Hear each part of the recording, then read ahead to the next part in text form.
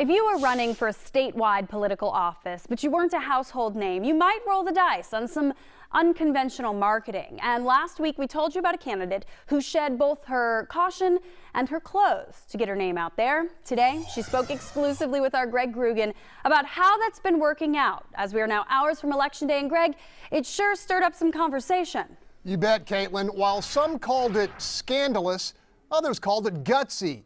Either way, candidate Sarah Stogner is now on their political radar, and she's betting that simple fact will pay dividends Tuesday at the ballot box. For as long as there's been a Texas oil patch, it's been replete with risk takers, men and women looking to gamble all on their know-how and their gut. And so I've got no secrets. This is me. Take it or leave it. Turns out the same boom or bust notion has emerged in the race to regulate oil and natural gas in the Lone Star State. Long on experience but short on exposure, Railroad Commission candidate Sarah Stogner opted to pull in plenty of eyeballs aboard a West Texas pump jack while mostly in the buff. So it's supposed to be fun, tongue-in-cheek. Now that I've got your attention, like I said, let's put our clothes back on and let's start talking about our groundwater. Let's start talking about the earthquakes. Let's start talking about flaring. Let's start talking about all these real issues facing the energy sector. For those willing to find out, Stogner's got commendable credentials as an energy lawyer with a solid grasp of what works, what doesn't, and why. They'll say, oh, she's actually an experienced, qualified attorney. She has operational experience. She understands the oil field, and she's going to bring the voice of reason and fairness that's so desperately needed inside that agency.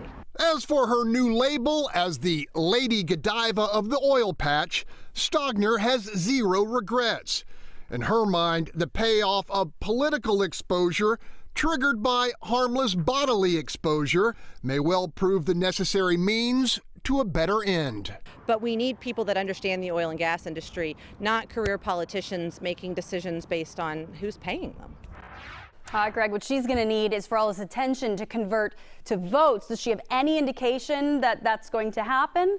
Well, Caitlin, it's hard to say, but this weekend visiting the rodeo, Stogner said at least a third of the people encountered knew exactly who she was. And that simply wouldn't be the case without her video going viral.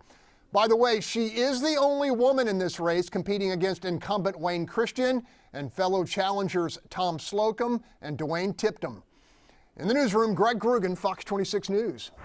All right, Greg, thank you. Make sure that you are checking out our election guide. For those of you wanting to study up on any of the races that you haven't made a decision on yet, go to fox26houston.com and look for our election guide. We have copies of the sample ballots that you'll see when you walk into the voting booth. It'll be the same names, same races. You can write notes on there if you print a copy and bring that in. Bring the physical notes in. You cannot pull your phone out. Also, background information on candidates. So if you're unsure, you can do a little homework.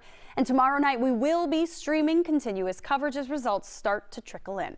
You can follow along on our website, on our social media channels, on the Fox 26 YouTube channel as well. And make sure that you are following on Fox 26 News at 9 and The News Edge at 10 tomorrow night for all those numbers and more coverage even this evening.